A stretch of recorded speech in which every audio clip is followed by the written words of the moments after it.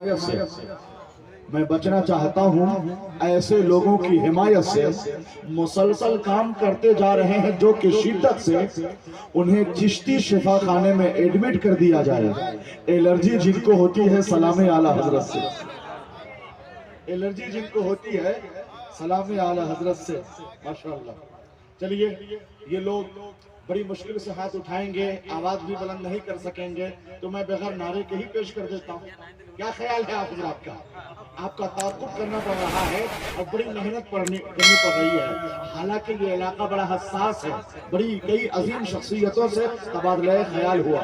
ہزاری باغ کے جو سب سے مشہور ثنا خان ہیں اس وقت مذہبی جلسوں کے حوالے سے قاری ظفر عقیل ہزاری باغ ہے نا, آپ کے شہر کا نام پورے ملک میں روشن کر رہے ہیں. ماشاءاللہ 3 فروری کو ان کی آمد بھی ہو رہی ہے. میں آپ حضرات کو مبارکباد پیش کرتا ہوں. چونکہ آج کے اجلاس میں حضور سید شباہت لے آئے ہیں جن کا علمی دنیا میں قد اونچا ہے, میدان خطابت میں ان کی شخصیت منفرد ہے, شہرتوں کے آفاق پر جنہوں نے اپنے وجود کا نقش مرتب کیا ہے. دوسری شخصیت کا نام ہے علامہ مفتی گلفام رضا, وہ بھی کم نہیں ہے, اللہ نے بڑی خوبیوں سے انہیں سرفراز کیا ہے. تو ایسے عالم میں آپ کا آواز کھل کے نہیں پہنچ پا رہی ہے کیا آپ حضرات تعامل کر رہے ہیں, تاخیر کر رہے ہیں؟ نعرہ میں ان کا لگاؤں, استقبال کر دوں, ہندوستان کے عظیم شاعر کا استقبال کرنے جا رہا ہوں. نعرہ تکبیر, میری طرح آواز بلند کر کے دکھائیے آپ. نعرہ رسالت.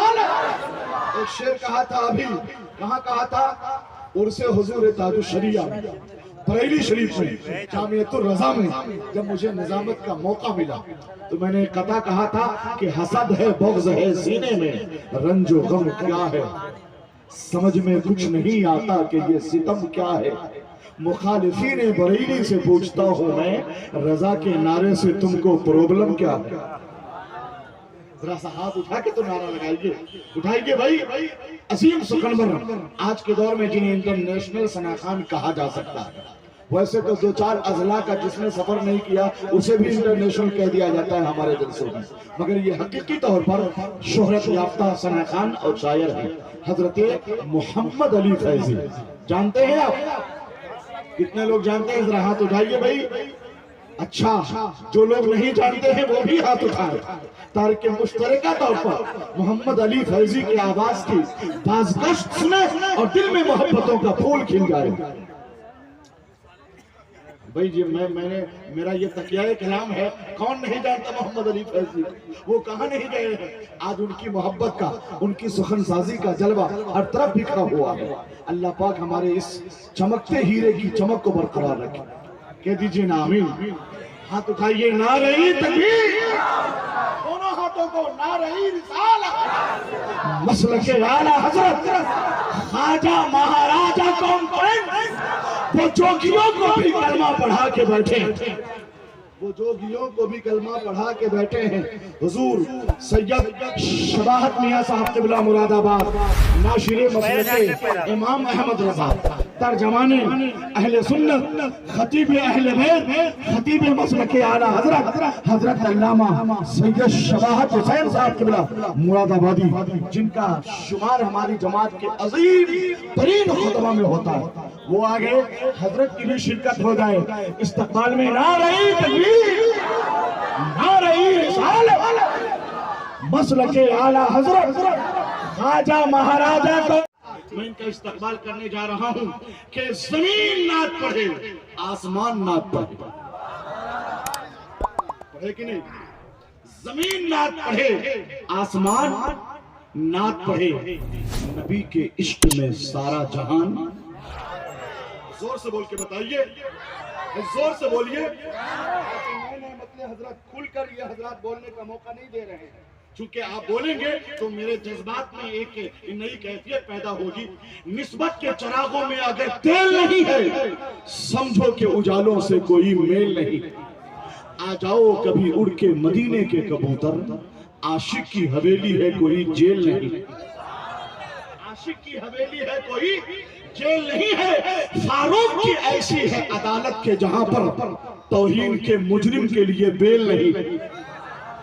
توہین کے مجرم کے لیے بیل نہیں ہے. ہے مال بریلی کا ہی بازار وفا میں، نجدی کی دکانیں ہیں مگر سیل نہیں۔ اے وقت کے فنکار ذرا سوچ، اے وقت کے فنکار ذرا سوچ سمجھ کر، یہ نعت کی وادی ہے کوئی کھیل نہیں۔ میں غوث کے ٹاور میں رہا کرتا ہوں گوہر، اس واسطے نیٹ ورک میرا فیل نہیں۔ اصل میں علامہ اختر رضا حبیبی صاحب آپ کا دور تھا، وہ دور نقابت تھا۔ اب نظامت اور نقابت کو لوگ بہت ہی ہیٹ نظر سے دیکھتے ہیں، چونکہ نقیبوں نے اپنا جو مزاج اور جو فکر پیش کی ہے، اپنا جو حلیہ اور کردار پیش کیا ہے، تو چونکہ ہمارے اسٹیجوں پر عموماً یہ دیکھتے ہم آ رہے ہیں کہ نقبہ کے ذریعے چٹکلے اور کیا کہتے ہیں لطیفہ اور قہقہہ آمیزی کو ہم لوگوں نے فروغ دیا، تو ظاہر ہے اس کے اثرات تو ہماری نسلوں میں منتقل ہوں گے ہی۔ لوگوں کو انتظار رہتا ہے کہ اناؤنسر صاحب آئیں گے تو ایک چٹکلا سنا ہے کہ نہیں، نعت کے شعر، یعنی ہم نسلوں کو کہاں لے کے چلے جائیں؟ ہمیں ہوش میں آنا چاہیے، ہوش میں اپنے ہاتھوں کو اٹھائیے غریب نواز کے نام پر اور بولیے یا رسول اللہ۔ اتنا بڑا مجمع ہے، بول دے تو آواز کے ذریعے کے انقلاب برپا ہو جائے گا، بولیے یا رسول اللہ، یا رسول اللہ۔